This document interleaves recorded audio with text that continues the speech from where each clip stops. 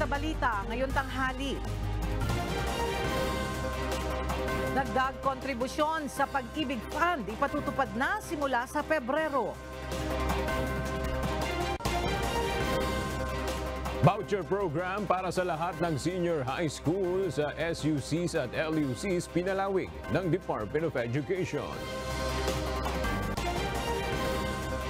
Publiko pinag-iingat ng Department of Health sa mga ini-inject na glutathione at anti-aging solutions. Shearline at amihan patuloy na magpapaulan sa ilang bahagi ng bansa. Halos 2,000 residente sa Davao Region apektado ng mga pagbaha at landslide.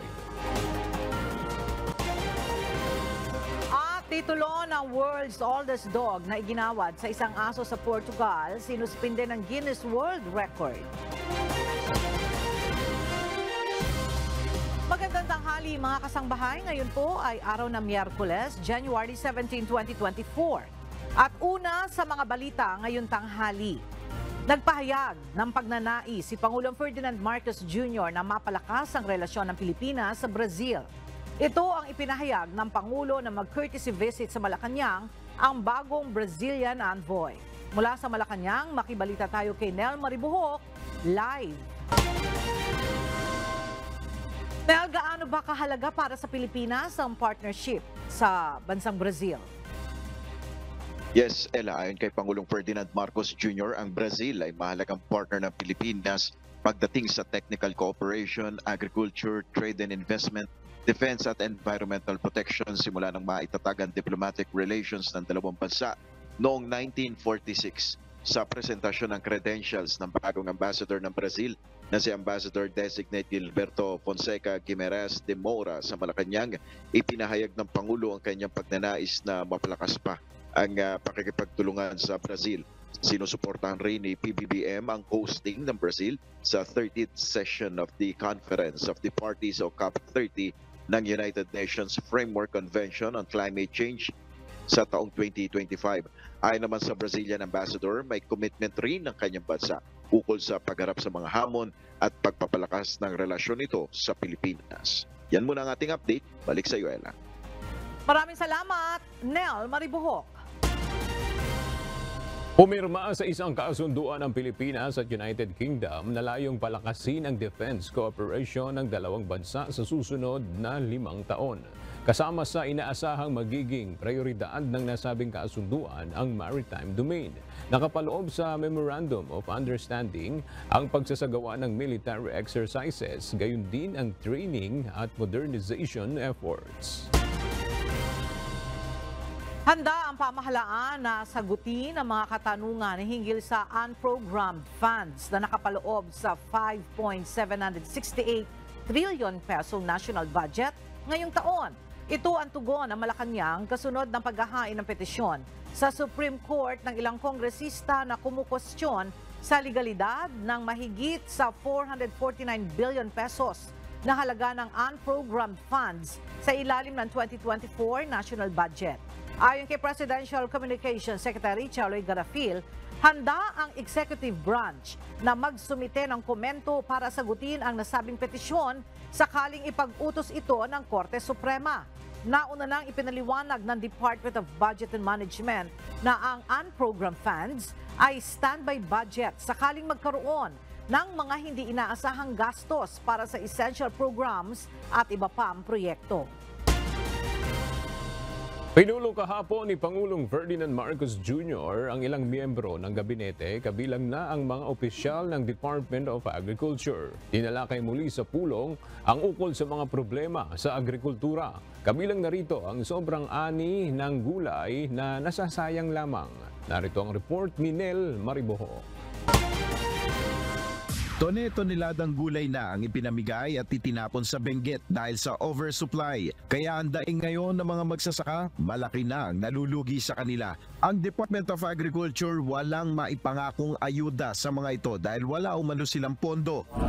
Ayon kay Secretary Francisco Chu Laurel Jr., may binubuo ng plano ang pamahalaan upang sila ay matulungan. Kabilang na ang pagpapatayo ng storage facilities. pag natayo na natin yung storage at meron na tayong pagtataguan yan, kung meron man incidents na ganyan, it's either itago nung farmer yung excess production nila sa storage, whether it's subsidized with the government, that's to be arranged, or the government buys those excess product at a certain price to be distributed through Kadiwa and everything. Nasa 5 bilyong piso ang inaasahang gagastusin para dito.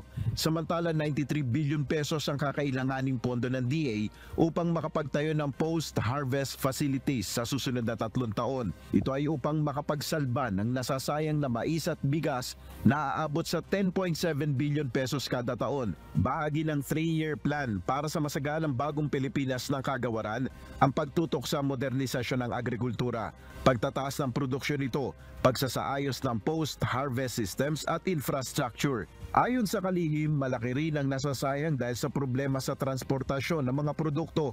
30% of our produce, especially of vegetables, is gone because of wastage, because of the poor logistics system in our food supply chain. Ngayong taon, may 1 billion pesos na budget na gagamitin sa pagtatayo ng 4 na cold storage facilities sa ilang bahagi ng Luzon para sa pag-iimbakan ng gulay.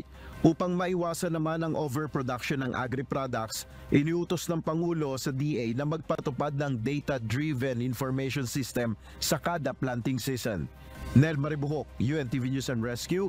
Diyos ang aming sandigan, serbisyo publiko ang aming pinahalagahan.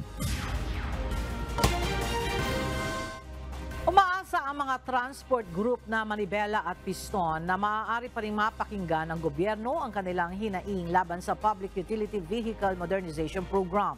Kahapon, naharang ang protesta ng mga transport group papuntang Mendiola, kaya sa Welcome Rotunda na lamang sila nagsagawa ng demonstrasyon na umabot naman hanggang gabi. Narito ang report ni JP Nunez. 2 linggo na lang bago tuluyang hulihin sa kalsada ang mga tradisyonal na jeep na hindi nakapasok sa franchise consolidation. Pero ayon sa transport group na Manibela, hindi pa rin sila nawawalan ng pag-asa na pakikinggan ng Pangulo ang hinaing ng mga tsuper na mawawalan umano ng hanap buhay. Nais ng grupo na maibalik ang 5 taong bisa ng mga prangkisa sa mga operator. Umaasa tayo na ang ating Pangulo ay mapapakinggan po tayo na makabalik kami sa aming hanap buhay. Yung mga tao talaga, kung talagang consolidation sila, hindi po sila sasama. At maliwanag po na yung consolidation na ito sa pilitan at maraming natakot, maraming pinilit at marami ring tinakot. Kahapon muling nagmarcha patungong Mendiola ang mga miyembro ng Piston at Manibela para muling magsagawa ng protesta laban sa Public Utility Vehicle Modernization Program o PUVMP. Pero nasa Welcome Rotonda pa lamang ang mga rallyista papasok ng Espanya Boulevard ay hinarang na ang mga ito ng puwersa ng Manila Police District. 2 malalaking truck ng pulisya ang inihambalang sa kalsada para hindi na makausad pa ang mga nagpoprotestang grupo. Dito na nagkaroon ng negosasyon ang MPD at si Marval Buena ng grupong Manibela. Ang pakiusap ng Manibela, makausad pa sila ng kaunti para magkasya sa kalsada ang mga nagpoprotesta pero hindi sila pinagbigyan ng MPD. Paliwanag ng pulisya, walang permit ang mga rallyista at nagkaroon umano ng paglabag ang huling protesta ng Manibela at Piston sa Mendiola dahil hindi nila nakontrol ang kanilang mga miyembro at tumagal pa sila hanggang gabi. Hindi rin anila Freedom Park ang Mendiola upang doon magsagawa ng programa. Yung mandato ng batas ay ginagawa lang po namin bilang isang pulis na nagseserbisyo sa bayan. Wala silang permit, yun po number 1 po doon. Kung gusto nila talagang magdaos ng matiwasay na tinatawag na itong ginaganap ngayon na rally, may naman po tayong Freedom Park.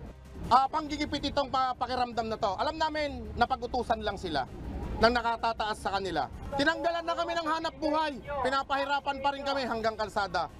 Sa negosasyon ng MPD at Manibela, 30 minuto lamang dapat ang programa ng mga rallyista. Pero bandang 1:00 ng madaling araw kanina, hindi pa rin umaalis ang mga nagpoprotesta sa bahagi ng Welcome Rotonda. JP Nunez, UNTV, News and Rescue.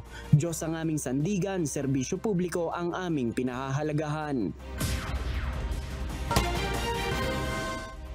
Magpapatupad ng mas mababang pasahe sa eroplano ang mga airline company para sa buwan ng Pebrero. Ito'y matapos na i-anunsyo ng Civil Aeronautics Board na bababa sa susunod na buwan ang fuel surcharge na kadalasan ay kasama sa binabayaran na nakapaloob sa plane ticket. Mula sa kasalukuyang level 6 ay ida-downgrade ito sa level 5. Sa ilalim ng level 5, magiging 151 hanggang 545 pesos ang babayarang fuel surcharge ng mga pasahero kung domestic flight at halos 500 hanggang sa mahigit 3,700 pesos naman kung international flight. Ipatutupad na simula sa darating na Pebrero ng Pag-ibig Fund ang dagdag kontribusyon sa kanilang mga miyembro. Base sa anunsyo ng Home Development Mutual Fund, mula sa kasalukuyan tig 100 pesos na binabayaran ng employer at ng mga manggagawa, magiging tig 200 pesos na o katumbas ng 400 pesos ang buwanang kontribusyon sa Pag-ibig Fund.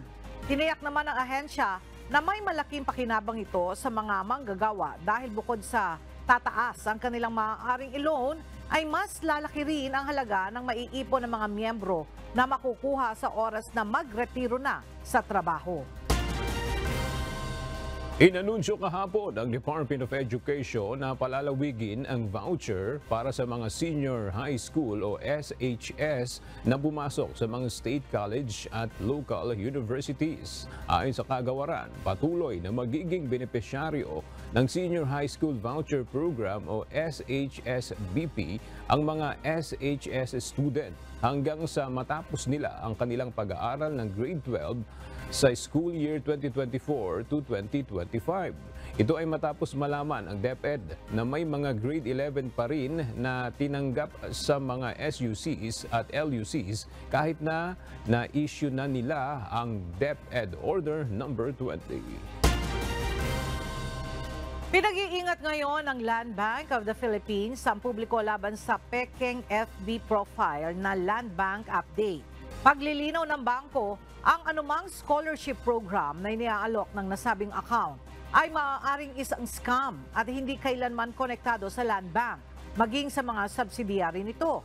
Sakaling makakita ng mga ganitong uri ng scam, hinihikayat ang publiko na i-report agad ito sa Land Bank Customer Care Hotline na nakapost sa kanilang official Facebook account o mag-email sa reportphishing@landbank.com. Pinag-iingat ng Department of Health ang publiko sa pagpili ng mga dermatological treatment kasunod ng pagkasawi ng isang babae sa Quezon City matapos umanong magpa-inject ng isang klase ng skin whitening at anti-aging solutions.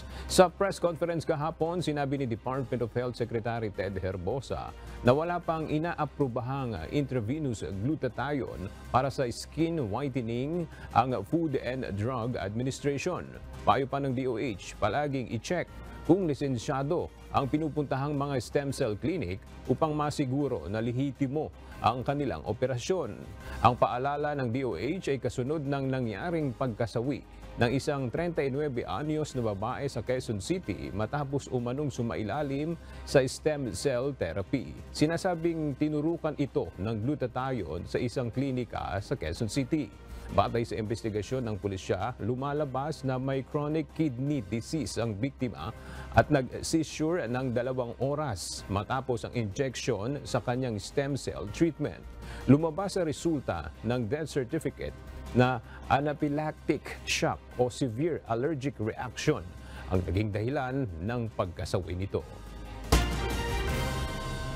Inihayag ng Department of Health na sa darating na second quarter ng taon ay darating sa bansa ang nasa kalahating milyong doses ng monovalent XBB COVID-19 vaccines mula sa Global Alliance for Vaccines and Immunization o Gavi. Mula sa Maynila, may report si Gladys Toabi live. Gladys, sino-sino ang magiging prioridad na mabibigyan ng naturang bakuna? Ella, ayon kay Health Secretary Ted Herbosa, mananatili ang vulnerable population o ang mga elderly at immunocompromised ang target na mabigyan nitong monovalent XBB COVID-19 vaccine. Ayon sa kalihim, ito ay alinsunod din sa rekomendasyon ng World Health Organization na ang mga vulnerable population ang tuturukan. 500,000 ng naturang mga bakuna ang inaasang tatanggapin ng bansa mula sa Global Alliance for Vaccines and Immunization o Gavi matapos opisyal na magsara ang COVAX facility. Kaugnay nito, inihayag naman ni Secretary Herbosa na bumaba na ang mga kaso ng COVID-19 sa bansa. Ito ay kasunod ng kaunting pagtaas ng mga kaso na naitala noong holiday season. Mula sa napaulat na 10% pagtaas ng mga kaso sa nabanggit na panahon, ngayon ay bumaba ito sa 4%. At Ella, ayon nga sa kagawaran, malaking tulong ang pagsusuot ng face mask at ang pag-isolate ng mga tao kung sila ay nakakaramdam ng sintomas ng COVID-19 dahilan kung bakit nakitaan ng downtrend ang COVID-19 cases sa bansa ngayon. At yan muna ating update. Balik sa inyo dyan. Maraming salamat, Gladys Toabi. Inihayag ni Senator Amy Marcos na mas gusto pa nitong magpasa ng batas kaysa amendahan ang konstitusyon. Narito ang report ni Dante Amento. Naniniwala si Presidential Sister Senator Amy Marcos na may panganib sa panukalang pag-amyenda sa saligang batas kahit na sinasabing sa economic provisions lamang nito. Paliwanag ng mambabatas, posibleng masingitan pa rin ito ng ibang probisyon tulad ng politika. Hindi anya mapipigilan ang sinuman na gumawa nito. Kasi pag binuklat ang saligang batas, hindi mo mapagpapawalan na maghain ng kung ano pang provision na wala nang kinalaman sa economic provision. Dagdag pa ni Senator Marcos, mas makabubuti kung magpasa na lang ng batas kaysa amyendahan ang saligang batas. Bukod sa wala sa panahon ang panukalang amendment at hindi solusyon tulad sa pagmahal ng bilihin, maging abala na rin sa mga susunod na buwan ang mga mambabatas dahil sa parating na halalan sa 2025. Una, CONAS is a slippery slope, ika nga. Dahil baka mabuklat, pati political. At ikalawa, bukas pa rin dapat ang isipan natin na gawin na lamang batas. Baguhin na lang sa batas. Sabi nga, in accordance with law.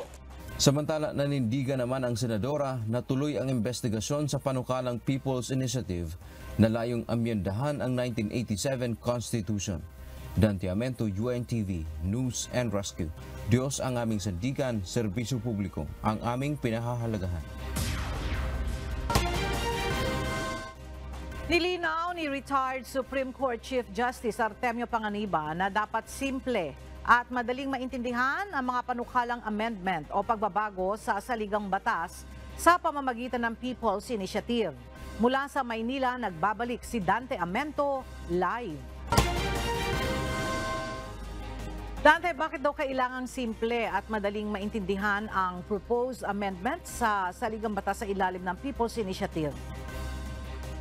Magandang tanghali, Ella. Sa isang ambush interview kanina, sinabi ni dating Supreme Court Chief Justice Artemio Panganiban Jr. upang makaboto ng maayos at madali ang taong bayan sa isang People's Initiative na layong amyendahan ang saligang batas, kailangan nilang maintindihan ang panukalang pagbabago. Kaya dapat simple lang o hindi komplikado ang amendment at isa lang dapat ang issue o topic.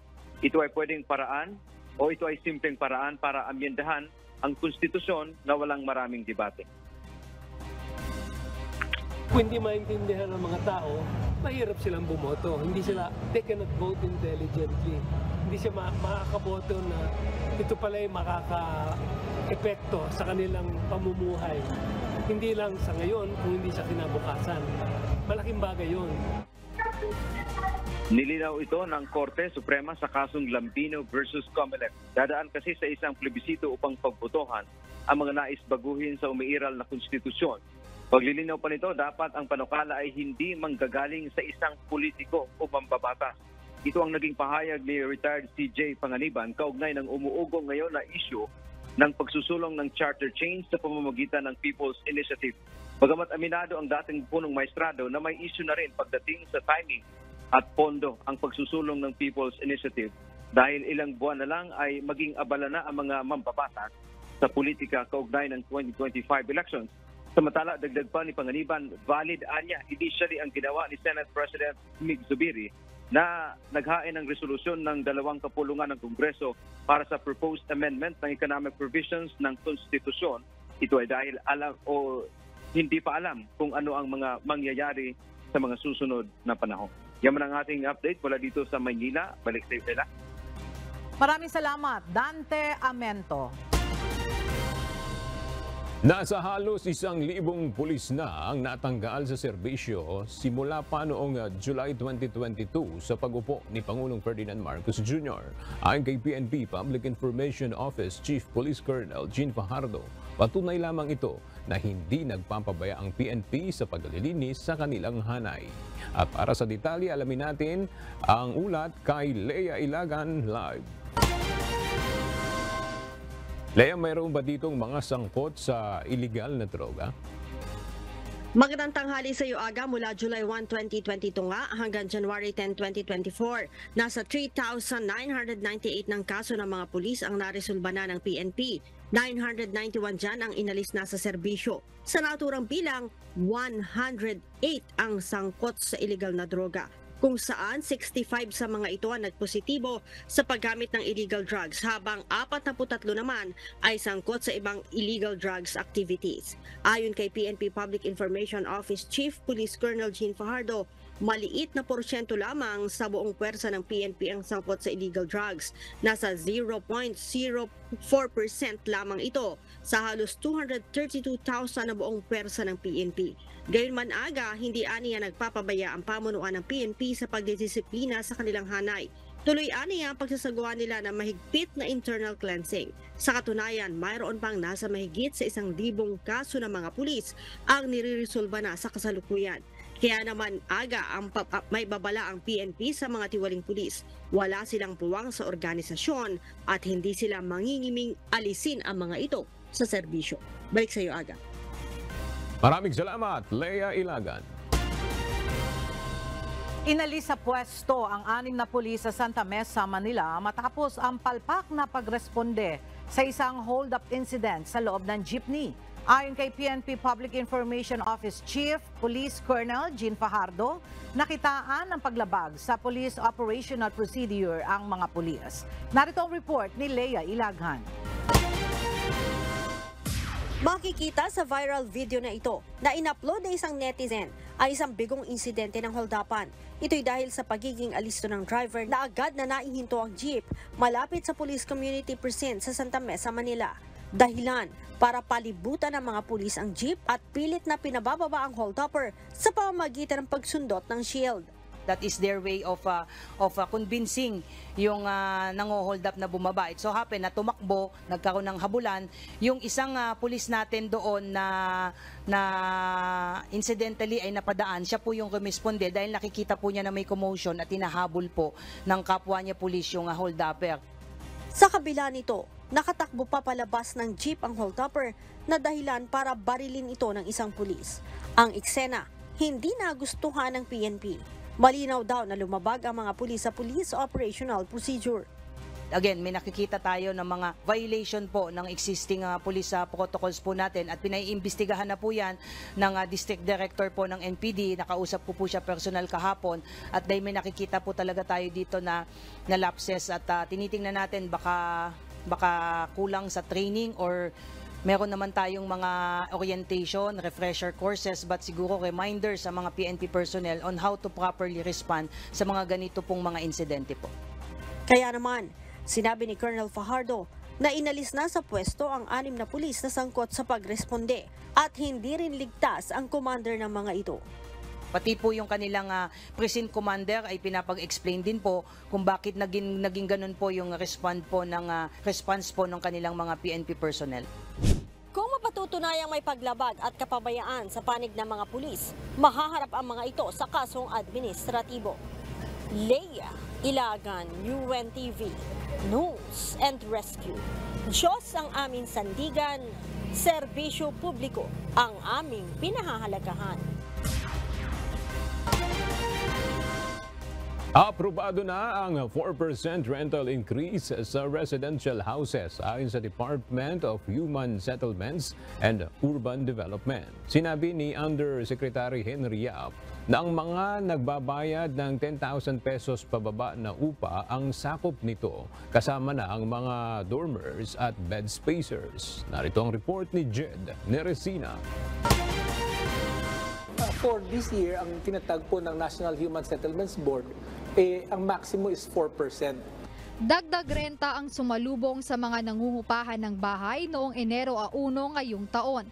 Kaya ang mga estudyanteng sina Rain, Julpritz at Lian, hindi pa man naaabisuhan ng kanilang landlady tungkol sa pagtataas ng renta, nangangamba na magigipit na naman sila sa budget sakaling magpasya na ang may-ari ng kanilang dormitoryo na magpatupad ng increase. Hirap nang pagkasyahin ang kanilang budget.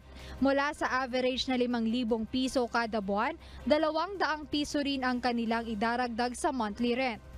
Kasi 4 din po kami magkakapatid and 2 po sa amin nag-dorm. So, pag nag-increase po, I guess mababawasan po yung allowance ko instead of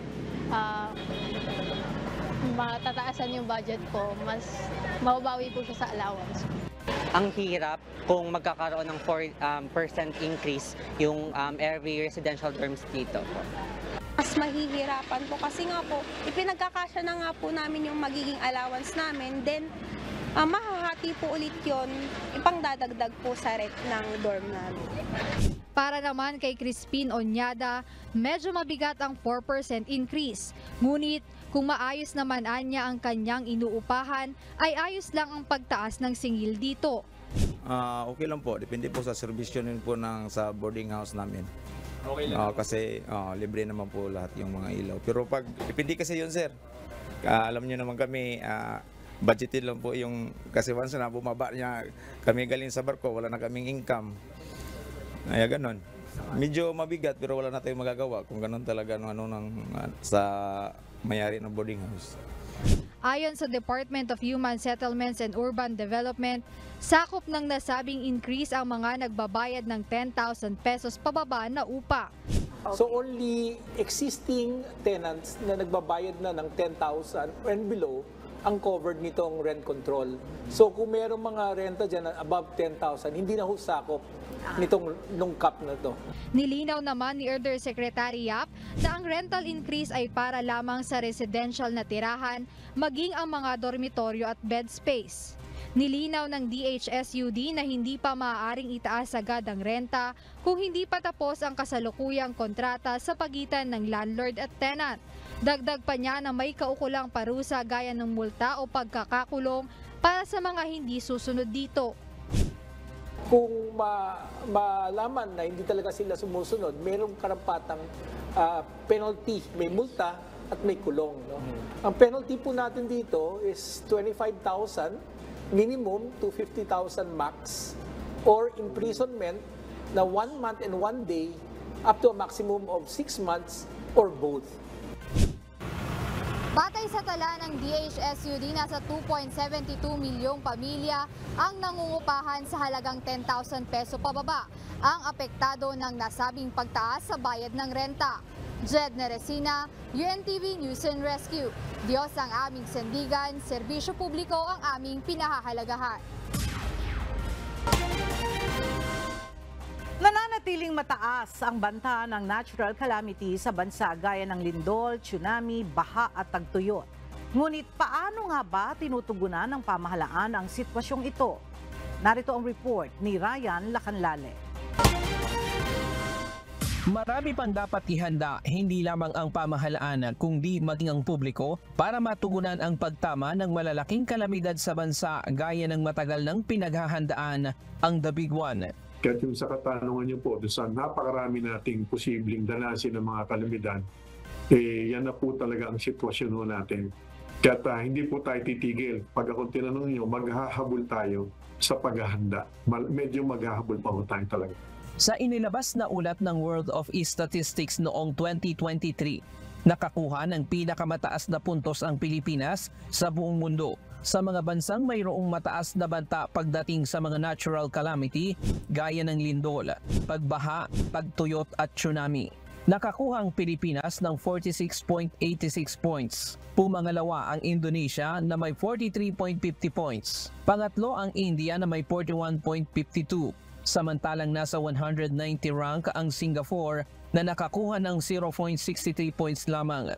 Ayon sa Office of the Civil Defense, sa mga kalamidad na tumatama sa ating bansa taon-taon, ang isa sa dapat bigyan ng pansin ay ang The Big One o ang paggalaw ng West Pali Point kung saan pinangangambahang maaapektuhan ang Bulacan, Metro Manila, Marikina, maging ang Pampanga, Batangas at Laguna. Sinasabi sa mga pag-aaral ng mga eksperto na nasa 50,000 individual ang mamamatay agad-agad, 160,000 ang seryosong masasaktan at nasa 3 hanggang 5 milyong katao ang mawawalan ng tahanan. Target ng Office of the Civil Defense na pababain ang bilang na ito sa pamamagitan ng kaukulang paghahanda. Kaya sinasabi ko, maghahabol tayo. Ibig sabihin ng maghahabol, kung may pababa natin yung projection na yan, doon ko po masasabi, doon natin masasabi, handa tayo. Huwag natin tanggapin na parang natural lang, na may parang ruleta ba? Sino na lang yung malasi na mamatay na 50,000? Hindi dapat ganon. Bukod sa pamahalaan, kailangan ding maihanda ang bawat isa, lalo na dito sa Kalakhang, Maynila. Dapat rin umano na gumawa ng mga programa na akma upang mababawasan ang mga masasawi at masasaktan. Ang una-una magliligtas sa ating sarili kasi tayo muna, tayong mga mamamayan. Ang pamahalaan ay nandyan upang ibigay ang framework, pagsasanay, yung malalaking infrastruktura, pero dalawang kamay po yan, yung private sector at government sector. Tuloy-tuloy din ang pakikipag-ugnayan nila sa mga lokal na pamahalaan sa pagsasagawa ng mas malawak at mas malalim na mga simultaneous hazard at earthquake drill. Ngunit payo ng OCD, mas makabubuti kung pag-aaralan din ng mga nais na bumili ng bahay, lalo na ang lokasyon nito. Hindi lamang ang pamahalaan ang mayroong obligasyon sa paghahanda sa mga kalamidad gaya ng lindol.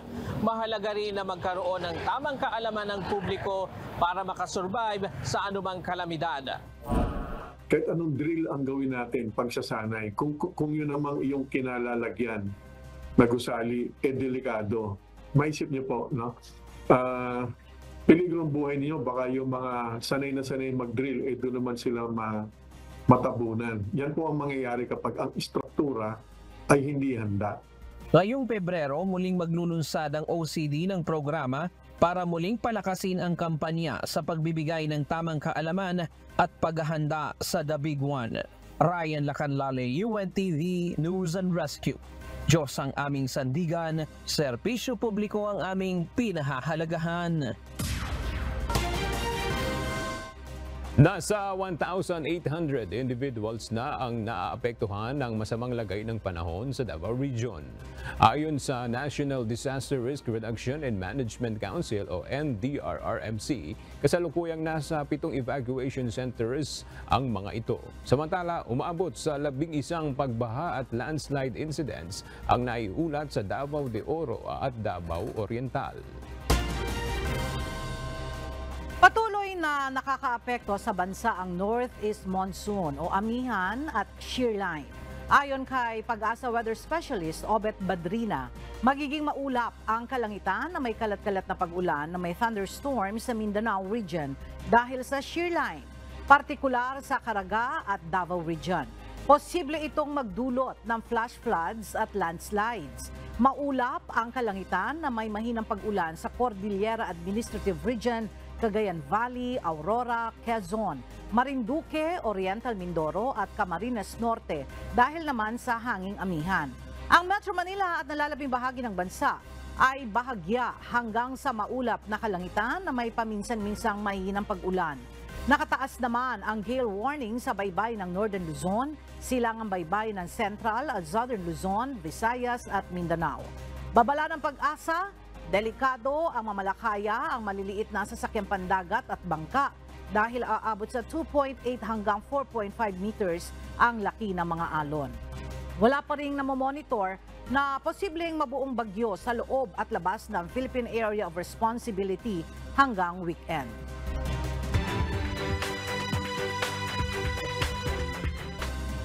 Pinakawalan na ang nasa 73 Oliver Ridley Sea Turtle na napisa sa Naik, Cavite. Ay sa samahan ng Labak Pawikan Patroller, nasa 1% na lamang ng naturang klase ng mga pawikan ang nakakasurvive sa karagatan. Narito ang report ni Benedict Samson.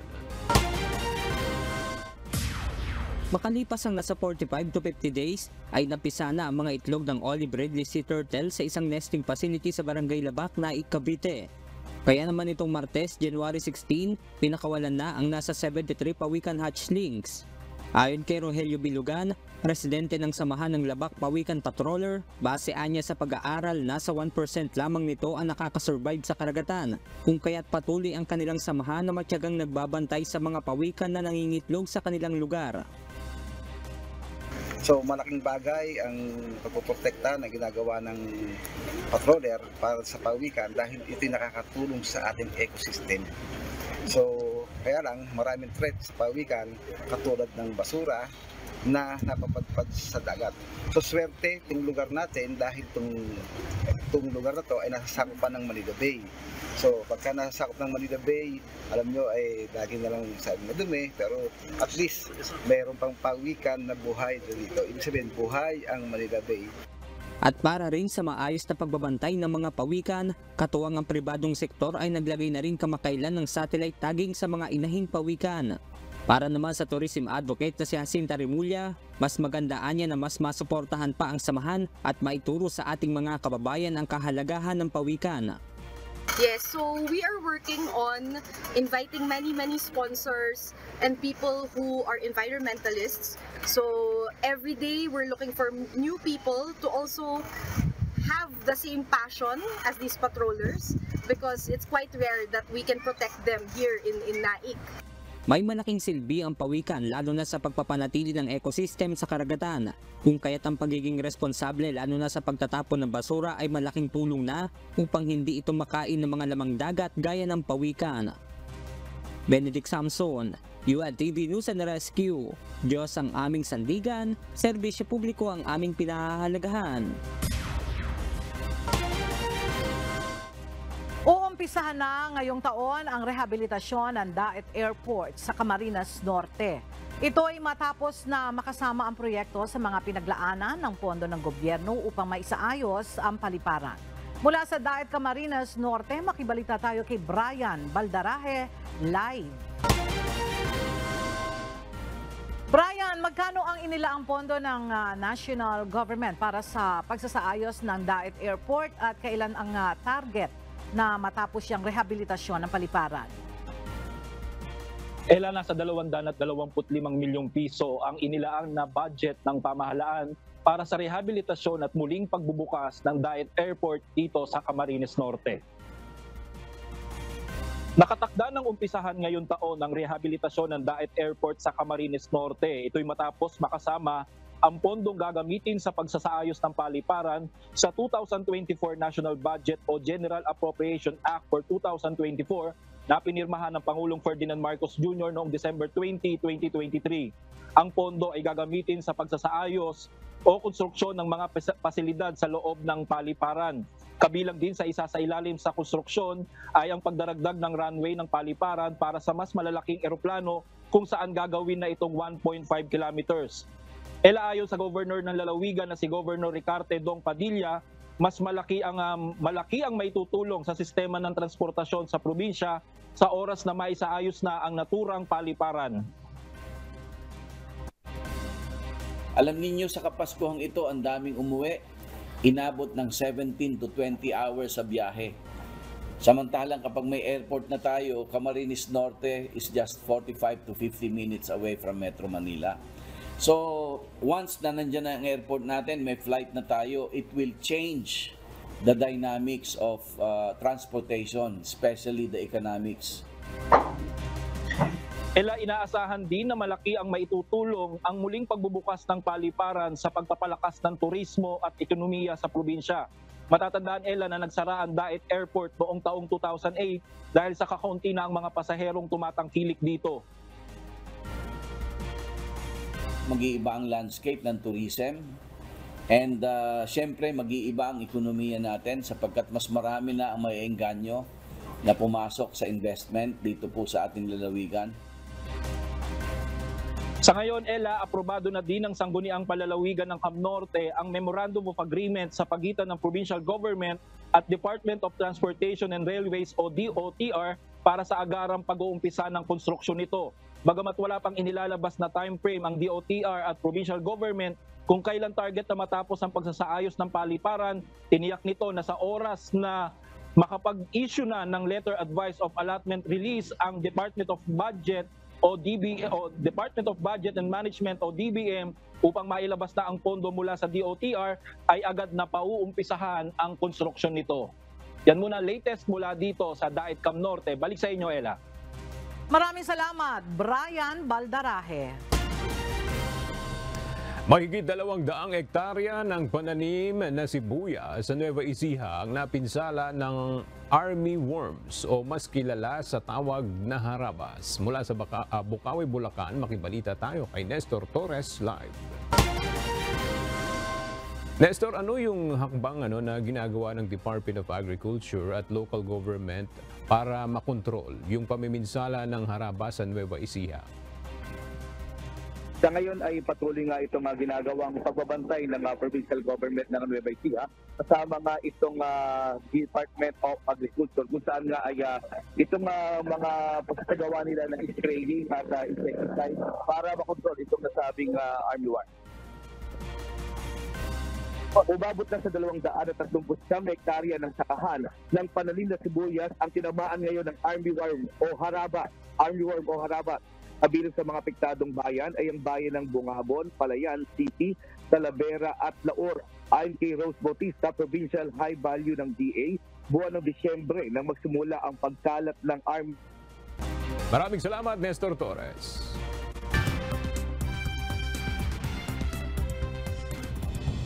Ipinahayag ni North Korean leader Kim Jong-un na hindi na posible ang pagkakaroon ng unification o pagsasanib ng dalawang Korean. Kaya naman dapat anyang baguhin ang konstitusyon upang formal na bansagan ng South Korea na pangunahin itong katunggali. Dagdag pa ng leader, isasara na ang 3 organisasyong binuo para sa reunification. Ayon naman sa South Korean President, tutugon ito sa anumang provokasyon ng Pyongyang. Nasa 225 tao ang nasawi dahil sa kagutuman sa Tigray, Ethiopia, batay sa mga otoridad. 16 naman ang naitalang binawian ng buhay sa kalapit bayan na Adwa. Nagbabala na ang mga opisyal sa Tigray na nasa bingit na ng matinding pagkagutom na naranasan noong 1984 ang estado. Subalit itinatanggi naman ito ng central government sa Addis Ababa at iginiit na gumagawa ito ng mga hakbang upang makapagkaloob ng tulong. Nagbitiw sa pwesto ang isang New Zealand MP o Member of Parliament kasunod ng ilang alegasyon ng shoplifting na inimbestigahan na ng pulisya. Inakusahan ng pagnanakaw ng 3 beses sa 2 clothing stores si Golriz Garaman, isa sa Auckland at ang isa ay sa Wellington. Gumawa ng kasaysayan ang dating United Nations human rights lawyer noong 2017 bilang unang refugee sa New Zealand government. Isinisisi naman ni Garaman ang naging pag-uugali sa work-related stress. Pansamantalang sinuspindi ng Guinness World Record ang titulong World's Oldest Dog na iginawad noon sa asong si Bobby mula sa Portugal. Busod ito ng pagdududa ng Guinness hinggil sa tunay na edad ng nasabing aso. Pebrero noong nakaraang taon nang hirangin bilang World's Oldest Living Dog ang Refeiro do Alentejo breed na si Bobby. Base sa record, 31 years at 165 days na buhay si Bobby. Subalit pagkatapos ng 8 buwan, matapos siyang kilalanin bilang World's Oldest Living Dog, ay pumanaw rin ito. Base sa mga pag-aaral, kadalasang umaabot lamang sa 12 to 14 years ang buhay ng nasabing breed ng aso. Sa ngayon ay ongoing pa ang ginagawang review ng Guinness World Record hinggil sa nasabing titulo para kay Bobby.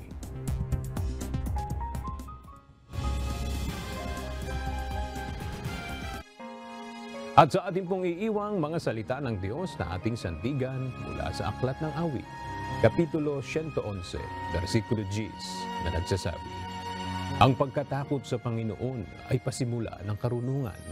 May mabuting pagkaunawa ang lahat na nagsisisunod ng kaniyang mga utos. Ang kaniyang kapurihan ay nananatili magpakailanman.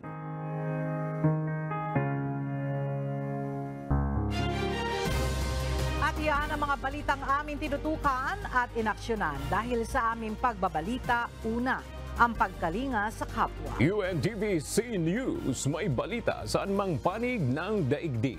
At dito sa UNTV, Diyos ang aming sandigan, serbisyo publiko ang aming pinahahalagahan. Magandang tanghali.